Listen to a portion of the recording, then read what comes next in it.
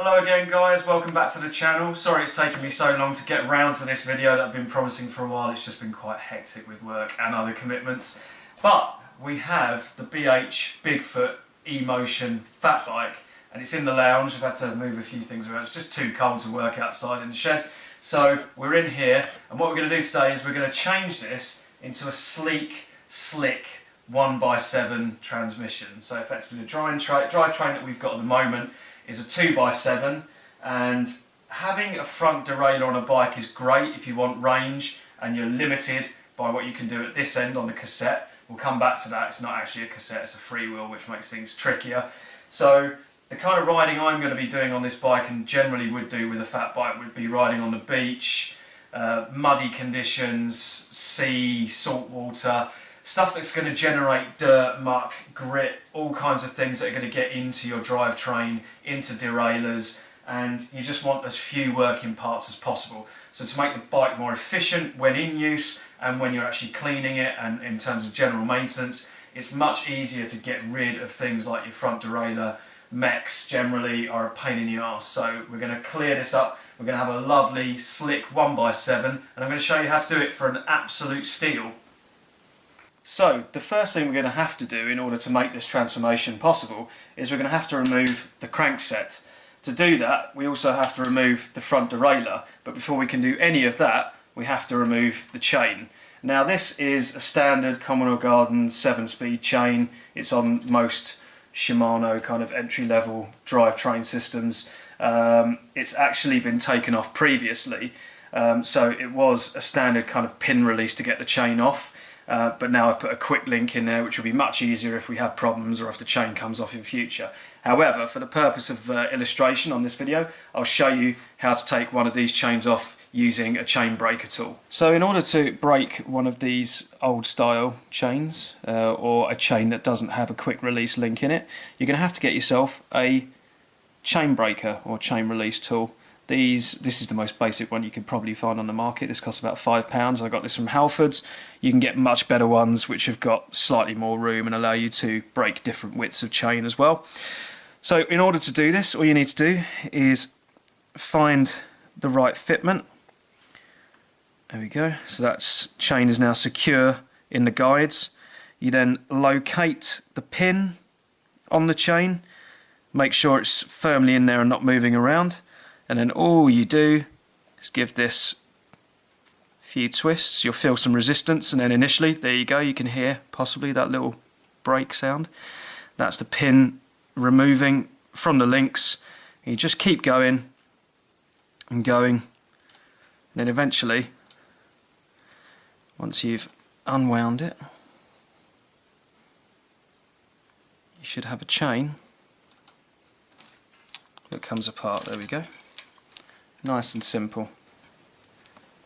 So what we're going to do now is just get rid of this chain.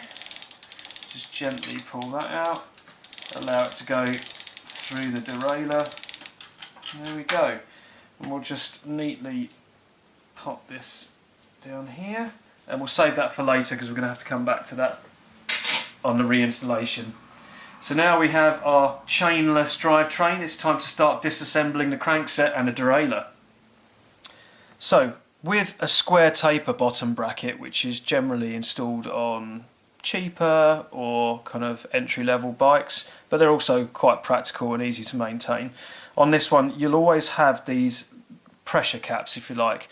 So what these do is these apply pressure to the crank arm, the crankset, and they push it onto the square taper part of the bottom bracket. So what we need to do to start disassembly is we will use a standard Allen key, and you just hold onto the crank and you're going to be turning anti-clockwise like so. Just hold onto the cranks while you're doing this. And to be honest, you don't need a working stand like this. You can do these kind of jobs just on the floor. It just makes it slightly more fiddly. And there we go. That's the piece that we're talking about, just a screw with effectively a rubber washer on. And then what that reveals is this thread in here, and you may be able to see there is the bottom bracket square taper. So what we're going to do next we need a tool like this, which is called a crank puller. Now what you need to do with a crank puller is locate it into this thread. Just make sure that you're, pull this out first, make sure that you are not cross-threading. Now this goes in clockwise, so righty-tighty, lefty-loosey. So we're going to just hand tighten this in, and then what happens here is you want to take a wrench, spanner, just here it's just easier to use an adjustable wrench, and you'll want to get round the front part of the crank puller and tighten it. So again, just pushing on the cranks, tighten it to the right clockwise, and that will secure that in place. What you then do is this second part is going to push into the bottom bracket, and then that will release the chain wheels, or the crankset I should say, from the bottom bracket spindles. So we're just going to apply pressure like this. It's just the easiest way, it's just to keep tightening in this fashion. Just gently, don't want to do anything too rash and break the tool or the crankset, and eventually the resistance will go completely on that, and you'll find that here's the drive side part of the crankset. There we go. So just come over to the non-drive side. We're going to do exactly the same to remove the non-drive side crank. So Allen key goes in, and a little bit of pressure there. Now I've used a bit of penetrating fluid, lubrication, or WD-40, whatever, to kind of loosen some of these bolts because they haven't been removed before, I don't think. Actually, I think the first time this was actually used was when it was assembled. You can see the Loctite still on these bolts. So just let that kind of sink in for a while if you're having trouble removing some of these. And then we're going to do the same thing again. Just going to screw out the first portion of the crank puller, and then this, taking care not to cross thread. You want to make sure that that goes in absolutely dead on. There's a little bit of resistance there, probably a bit sticky in there. Oh, it's not going in. So there we go. A little bit of persuasion. Don't rush these things again, because you really do not want to be trying to source the right crank for your bike if it gets cross-threaded. And we're just going to tighten this on again. Doesn't have to be crazily tight. Just hand tighten the pusher part of the crank puller device. Hand tight again. Get your wrench, tighten that up, and that just gets applied like this. And there we go. Nice and easy, and that comes off a dream. And there's the other part of the square taper bottom bracket there. Okay, so the next portion, now that we've got our crank arms off and crankset, is we need to remove the front derailleur. Now, unusually, this is not fixed to the seat tube, which is often the case with mountain bikes, road bikes alike. This is actually sandwiched between the bottom bracket shell and the actual casing of the bottom bracket, which means in order to get this off we need to actually remove the bottom bracket first, which is a pain, but it's also a positive insofar as, given the type of riding I do, it's probably best to take this out, give it a clean and a service, re-grease it up and reinstall it accordingly. So the first thing we're going to do in order to be able to start removing this is we need to remove the gear selector cable from the housing on the front derailleur. So it's just, often it's going to be either some kind of bolt which you will need to remove with a small spanner, or it will be an Allen key fixing. In this case it's an Allen key. So we'll just get this in. Again, turn anti-clockwise, a couple of turns, and We should be almost there. A bit tight this one. There we go. And there we go. You can see the cable here, and that will just pop out like that, and we can pull that out of the way. Now for the moment, because our cables are internally routed through the down tube, we can take this out afterwards. We don't need to mess around with this now. We'll just hang it to that side for the second. Okay, so to remove a square taper bottom bracket like this is a standard kind of Shimano, you would need one of these tools. Now these are very cheap again, they cost about £6 or £7. This one I think was actually a £5, again from Halfords. It's basically a nut with a number of splines on. Now different bottom brackets from different manufacturers may have different spline patterns, but this one is suited for this particular fitment. All you do is make sure that you marry up the slots on the tool with the bottom bracket slots, get your adjustable wrench or spanner, and for this it's a bit counterintuitive with bottom brackets. You want to be going in the opposite direction to loosen, so you're going clockwise, so you have to put quite a bit of pressure on, hold the down tube, and there we go. Here's a little bit of a break there, and you can see now once that's removed it just slides straight out of the bottom bracket shell. Again, just be careful with this. If you feel some resistance, it might be that it's cross-threading on the way out, so just hand loosen it like this is always the best policy. Keep going, and there we go. And there's the square taper bottom bracket. So the only thing remaining on this is the cup on the non-drive side. So we'll put this to one side. We're going to give this a service and a re-greasing before we put it back in. And you can see the part that just dropped is that horrible, massive, weighty, clunky front derailleur. We don't want that. We're going to bin that. So that's gone.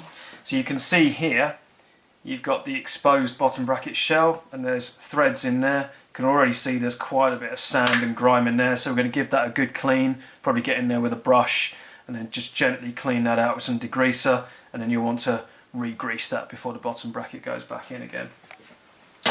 And just coming round to the non-drive side, again we've taken the bottom bracket out, the cartridge, but we need to remove the other cup on this side. So you just insert the bottom bracket tool again, get your adjustable spanner, and you want to just get tight fit on that. And this one goes anti-clockwise, so it's actually quite loose, this one. So there we go, we actually did a rest by hand, so that's in. You can hear that sounds gritty, so again, just clarifying the point that it needs to be taken out, cleaned, and then re-greased again before it goes back in. So keep taking that out by hand, get there eventually, and again you just want to make sure that you're not cross-threading or anything as you're doing this. And there we go, there's the other side, the other part of the cup, and that one can go to one side. So the next stage in this, it's not actually essential because we're not changing the size of the sprockets here, so the freewheel as it is, not cassette, is not going to change. So that means, in strictly speaking, even though we're switching to one chain ring from two, we don't actually need to change the type of derailleur because we've still got the same size chain, we've still got the same size cassette / freewheel. So the only reason for changing this is through choice, because I've got the Carrera Vulcan one that I removed. When I put the bigger cassette on that, we're going to recycle that part and we're going to use it on here because it's more robust, it's better, and it has a smoother shift. So we're going to start by removing the gear cable, and again on this one we've got an adjustable spanner that we need to use because this one is actually clamped in with a nut and bolt. I'll just release that. No, it's not turning. There we go. Very stubborn, this one. Keep going. Eventually that comes out. It should, there we go, it's just a bit tight. Should be able to then pull the gear cable away. Don't want that to fray because we're going to reuse that. Hopefully won't have to cut that or anything. And then where this barrel adjuster is here, where you can make incremental changes to the tightness through the derailleur, we just want to pull the cable out. There we go, pull it there, and we just want to tuck that to one side. Now we've got the derailleur here free that we can remove from the derailleur hanger, which on this particular model of e-bike is actually tied in and built in to, it's an all-in-one derailleur hanger and torque sensor, so there's no torque sensor on the cranks like on the Carrera Vulcan E-Spec. So for removing this, just a simple Allen key removal, locate that into, say it's simple, there we go, make sure that's in, and then just, yeah, that's turned, so I want to turn that anti-clockwise. Yes, another stubborn one, there we go.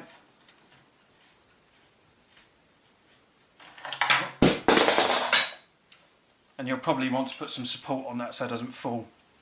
But there we go, there's the derailleur. And your lovely clean derailleur hanger ready for the new one to go on. And just so you don't lose the part, you want to put the derailleur hanger bolt back in situ. I'm really not having much luck with these nuts and bolts today. There we go, that's back in. So now that's our drivetrain removed. We've removed the chain rings, we've removed the derailleur back and front. Now all that's left for us to do is, if you wanted to, potentially you would on another bike probably change the cassette. But as I said to you at the start of the video, in this case we don't have a cassette, unfortunately. We have a freewheel, which limits our options because what happens with a freewheel is it's actually screwed on to the axle of the wheel. So that means unless you change the whole wheel and the hub, then you're pretty much stuck with this type of freewheel. So this is a 7-speed. Doesn't give me all the range that I want. I've actually got an 8-speed coming in the post, which I've ordered via Sunrace, which gives me a nice big 34 tooth sprocket at the back. It's called a mega range. It's not very mega because I've got over 42 on the Vulcan. But for the time being, we're going to not take off the wheel. We're going to leave this in place and we're going to crack on with the changes we need to make to change to one chain ring. Okay, so what we're going to do next is we're going to remove the front shifter. To do that, we need to detach the gear cable from the lugs here. It's internally routed through the down tube, so we're just going to have to pull the cable, which is in the sheathing, out. We're going to have to remove the handle as well, the grip, sorry, off of the left-hand side of the handlebars, and then we're going to have to unscrew the shifter and remove that, and that can be binned. We don't need that again. So we're going to start down here. This should just pop straight out. You can see that there. Just remove the plastic part there from the cable. So we're going to just cut this because we've got a cable protector there which is not coming off. So we're going to take our cable cutters, just remove that. Okay, so we're going to now remove the cable, which is it's internally routed through the down tube, as we said before.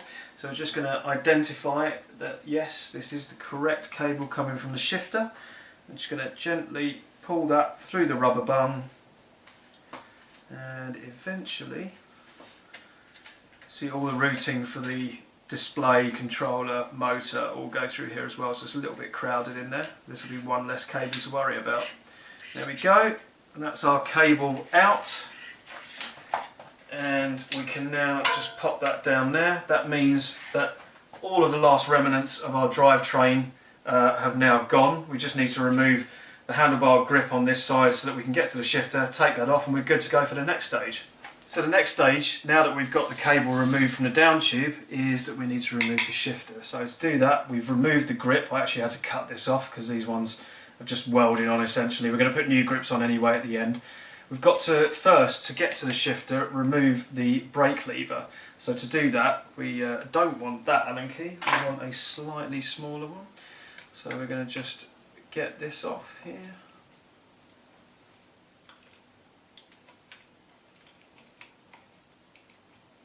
Always good practice when things are bolted on different or opposing sides is not to loosen one completely but to loosen them incrementally on both sides so that you're not putting too much stress on one particular bolt. And that goes for when you're tightening them up as well. Similar to when you're removing the studs on a car alloy wheel. They go on in a pattern. So I'm going to take this one out. And eventually, there we go. Make a point not to lose those. Just for good measure, so we don't lose it, we're going to pop those back onto the brake lever, like so. Just leave that hanging for a second, that's fine there. And then we can use our bigger Allen key to remove the shifter. So we're going to go, there we go, anti-clockwise again. And then that should just slide off, a little persuasion there. And there we go. One front shifter removed. Okay, so now moving on to potentially the most important part of this one-by drivetrain transformation. We have the existing crankset here. It's a dual chainring setup, and we're going to reuse as much of this as we can. What we could in theory do, as you can see, the chainring bolts attach to the smaller chainring. And we want low gearing on this, which is nice and easy to pedal on sand and other bits and pieces that I use the fat bike for. So actually in theory this size of chainring would be fine. So you'd think all we need to do is unbolt these chainring bolts, remove the big cog and leave the small cog.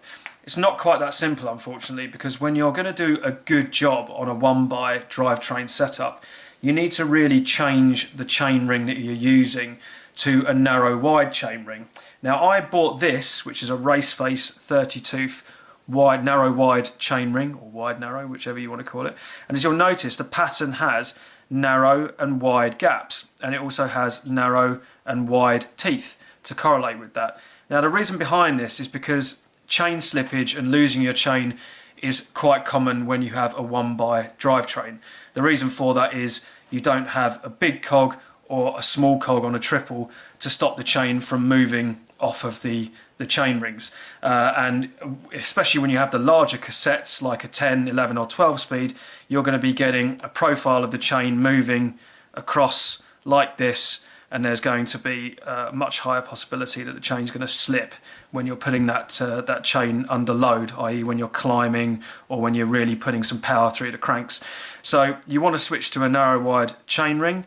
So we're going to disassemble this, put on the narrow wide chain ring, and then as an additional safety measure, what is often recommended for a one-by setup is you either install a bash guard like this in front so that the chain doesn't get hit by rocks or anything and doesn't slip off at the front, or you can install a chain guide which usually sits on or is fixed to the seat tube, and that allows the chain to be guided through a guide, and it gives you much less possibility that's going to fall off.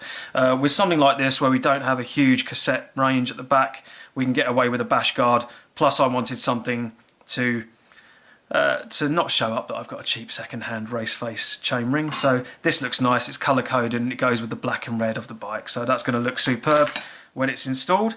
So we're going to start by removing these chain ring bolts. Again, we're going anti-clockwise with each one. Just going to loosen them first, if I can get that in. There's that one there, and so there. Take care not to scrape the skin on your knuckles, because that is a very strong possibility when you're doing a job like this. And then one more there, and then we can just go round and remove these. And as you'll see, before I take these off, these chainring bolts are a two-piece split. So you have the captive. It's effectively a male-female, so what happens is the bolt screws into this captive part at the bottom. So it's a split pin, essentially. But you'll see we're not going to have to do that when we put the new chain ring back on.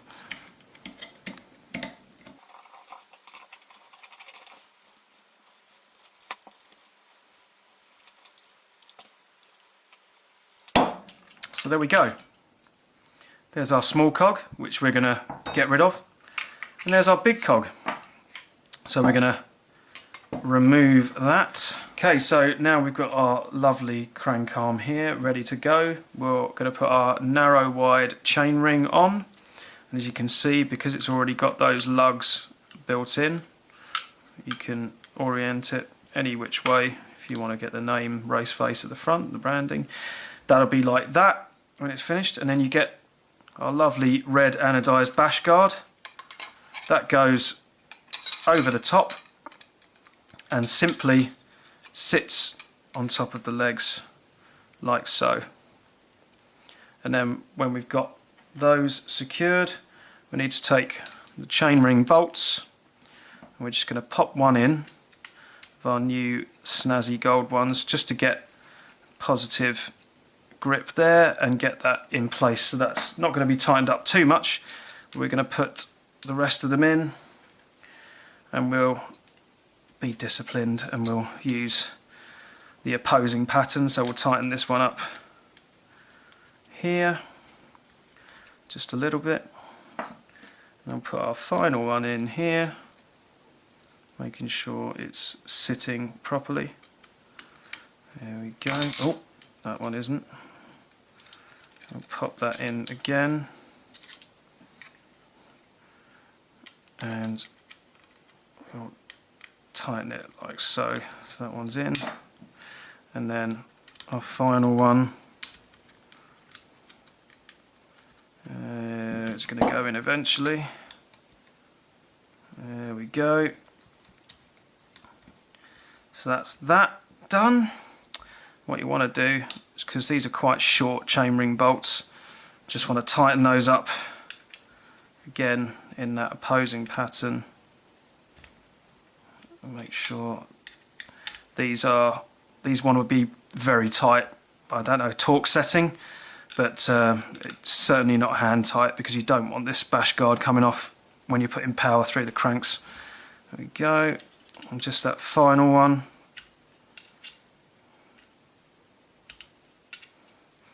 That one's very loose, so just give that a tighten up like that. A couple more turns. Oh. There we go, and there we go, job's a good one. And there's our new single chainring setup with anodised red race face bash guard and our lovely gold anodised chainring bolts.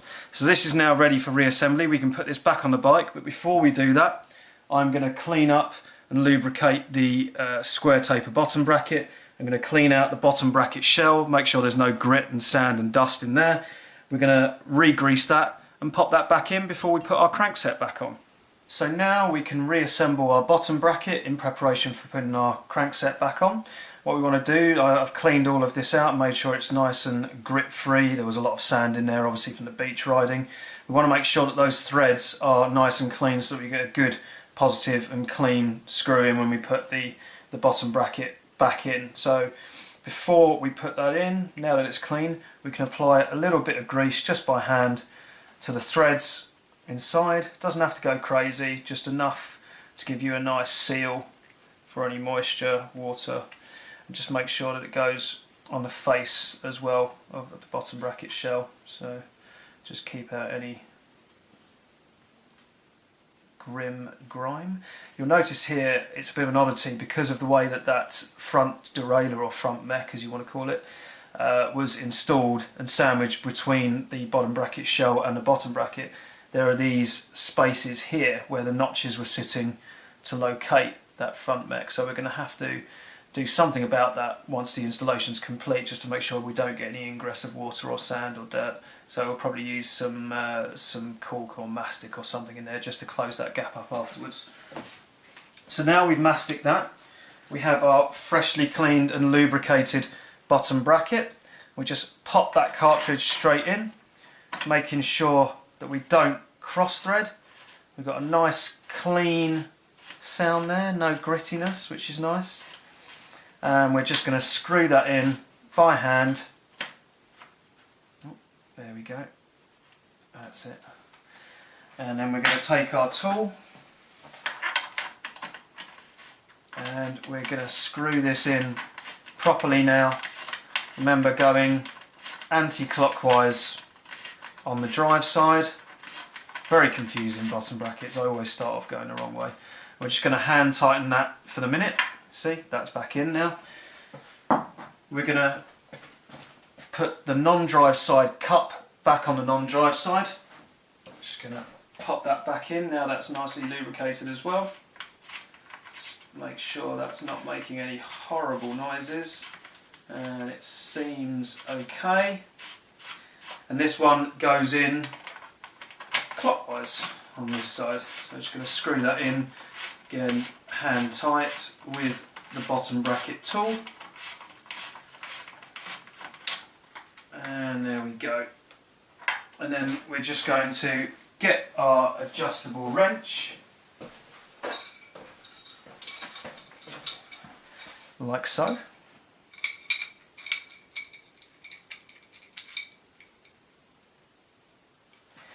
And we're going to just pop this tool back on, and we're just going to tighten that. Got to be pretty tight there. Now all looks good on that side, and then we'll pop over to this side, and again need to probably secure the tool and the bike here because we're on a wobbly stand. We're going to tighten that up clockwise, and that wants to be, again, nice tight fit. Don't be afraid, once it's properly located, to go really tight with the bottom bracket. You do not want that creaking or moving. Bike about to fall over there, but we saved it. Just tighten that. Okay, so what we're going to do now that we've got our bottom bracket back in is we're going to just lube up, or grease up I should say, sorry, wrong terminology. Grease up the spindles here. Make sure it's not completely saturated, but just a generous coating there. And then we're going to pop on our lovely new chain ring, and that's going to go on like so. And we're just going to take a rubber mallet and we're just going to pop that in, just to give us a head start for when we pop these back in. And then what you'll have to do is use an Allen key to tighten this up as much as possible, because as you remember from the disassembly at the start, this is applying pressure onto the bottom bracket spindle, and that's what's going to keep them secure and tight. So one more. Yeah, I think we're good there. There we go. So a lovely new chain ring and bash guard, and we're just going to pop over to the other side and do exactly the same. Of course, because this is facing downwards, this arm needs to be facing the other way. We're just going to do likewise. Get the mallet, just give that a bit of a clunk back on. Other videos will probably advise against that, but I like to take the industrial approach. And we're just going to add a little bolt back in, exactly the same process. And we're going to just hold the crank whilst we turn and tighten, and there we go. Our beautiful new, super smooth, fully serviced bottom bracket and chain ring. There we go. So now we've done that, we now need to get our new rear derailleur on, and we're going to do that next.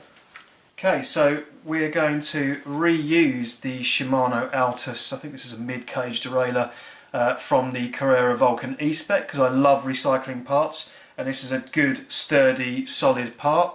And I'm going to just remove this derailleur bolt because we don't need that, because this one screws straight in. So all we need to do, just quickly show you this, there's a locator screw here, and this needs to always be placed against this lug. If it isn't, then the derailleur is not going to function properly.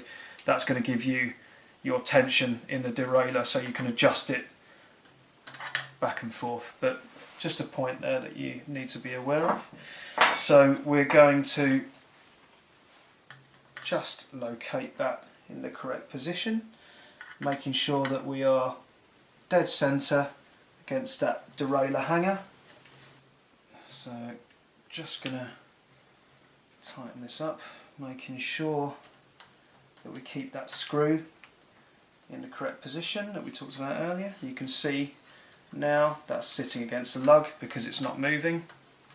So I'm just going to finish tightening that up, and that needs to be again relatively tight. Don't go too mad because you could break that. There we go.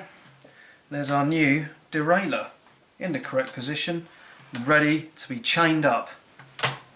Okay, so we're now back on to dealing with the chain again, but before we can install this, we're going to have to remove the other part of the link when we use the chain breaker to remove the pin, because as we said, we're going to put another one of these quick links in, which is going to be a lot easier, a lot less hassle when you come to remove the chain again, whether it's for maintenance or to fix something. So what we need to do is we need to remove this wider part of the link so that we've got essentially two female parts that we can put the quick link into. So we just need to locate our chain breaker correctly so that we can start removing this pin. Oh, a bit tight, this one. There we go, there's that click. And I just need to, there we go, fully remove that. And then we can unscrew the chain breaker like so, and you'll see this has now come straight out. Okay, so now we've split that link off. We've got these two female parts of the chain. We're going to put the chain back on first, and then when we do, we can use this quick link adapter, which simply goes one side there and one side in here, and then effectively those clip together, and then you yank the chain tight and that locks in place. So we're going to do that once we've finished. The chain is now ready to go back on the bike. So now we've got our chain sorted, we can install it back on the bike again. So we're going to just thread it round like this, leaving ourselves plenty of chain length here, so that we can then pull the chain round, and it's going to sit probably, there we go, in the highest gear. And then we need to thread the chain around the top jockey wheel on the rear derailleur. Made a cack-handed attempt at that, there we go. And through here, and then down through the bottom jockey wheel, like so. And then we can get our quick link, pop that in there, ready to go. Almost lost that there. And then we need the other part of the quick link here, and these two will slot together like so. Just hand tighten that for the minute. As I say, we're going to have to yank that tight, and the method for this is generally getting the bike on the floor and then kicking the cranks clockwise, and that will lock into place. So for the moment we'll leave that there, and then we can move on to threading up the cable through our new derailleur. Okay, so now we've got the chain back on, we can deal with the gear cable for the rear derailleur. So we just need to pull this sheathing here into this lug grazed onto the frame, and then this part of the cable goes into the barrel adjuster, which is a sprung loaded adjustment which allows you to increase the tautness of the gear cable. So just be very careful to remove that so we don't lose the spring. Almost lost that there. And then we just need to thread our cable through here like so,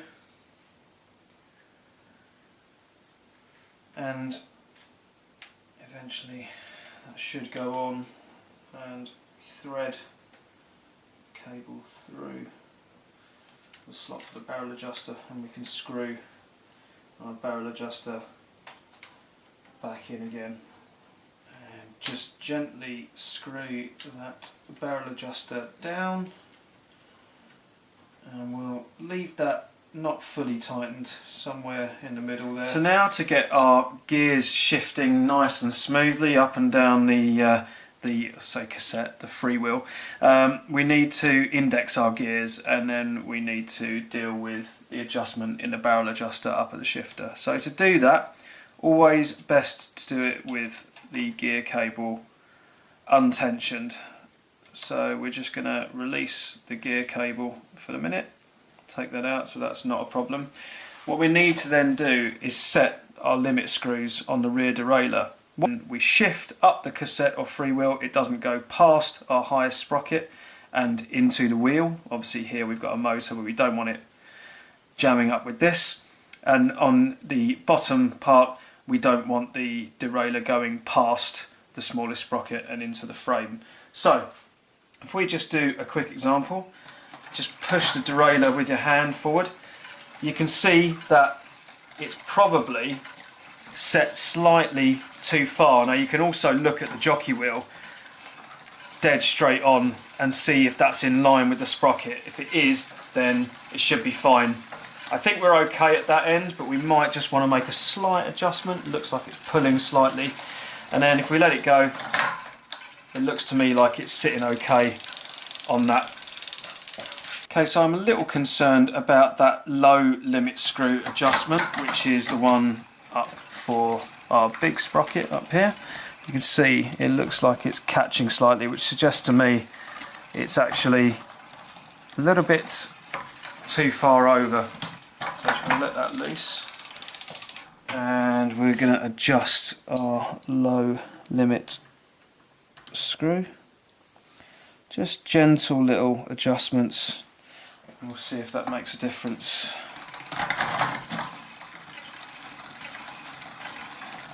So that sounds a little bit smoother to me, so I'm happy with that.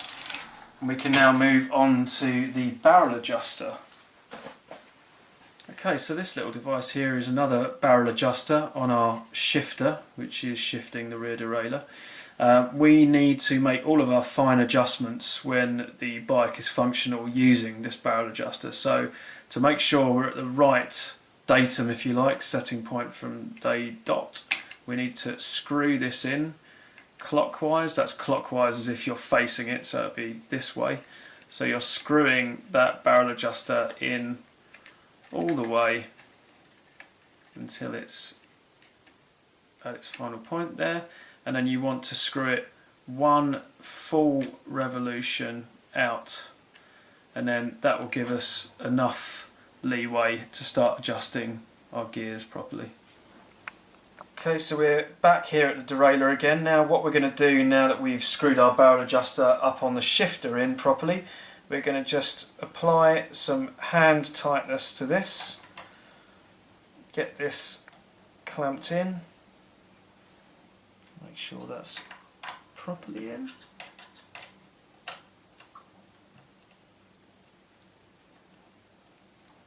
No, that's not properly in. This, I have to admit, is one of my least favourite jobs on a bike, but it is essential, so it has to be done. There we go, that's better.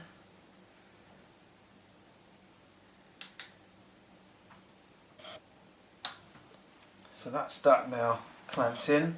There's a degree of tautness there with the chain. Now we need to just see if anything happens as we shift. Now you can see that's already hesitating, so we're going to keep tightening that barrel adjuster until it changes gear, and then we'll know we've got hopefully the right tightness. And there we go, we're shifting on to the next sprocket. And we try shifting gear again. There we go, onto the next one, onto the next one, onto the next one, onto the next one, and onto the final one. Just a quick summary of what we've achieved today. Apart from lots of frustration, irritation and time consumed, we do have a lovely looking 1x drivetrain that's fully indexed and ready to go, with our red race face bash guard, our 32th narrow wide chainring, and we also have the Shimano Altus derailleur, which is off of the Carrera Vulcan, and we now have lovely red and gold Uber bike grips with a tidied up cockpit. So you can see the colour scheme is working very nicely with the red and black of the standard BH Bigfoot E-Motion. We even have an anodised red seat tube clamp. Look at that, fantastic. There'll be more things coming soon, so keep an eye out for more videos on this bike.